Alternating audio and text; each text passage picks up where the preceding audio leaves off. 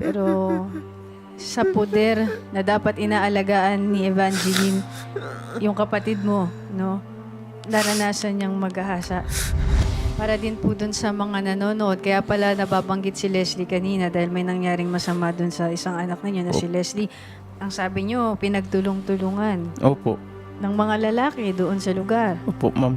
Doon nga, nakita yung picture, ma'am eh. Ayaw ko na. Huwag na po, sir. Ay, hindi na po kailangan. Pero nakikita ko po yung concern nyo bilang tatay, no?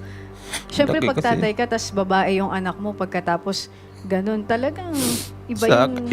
simula nang iniwan nila yan, ma'am eh. Ako nagpapahirap pagpalaki niya. Lima yan sila dito sa, alam ko eh.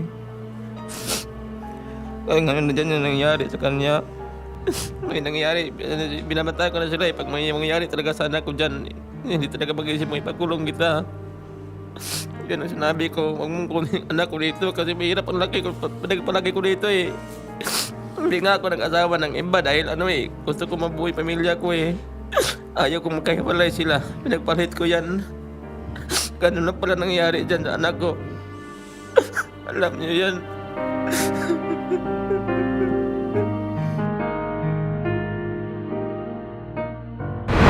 Sa mo kasi Sabi ko na eh.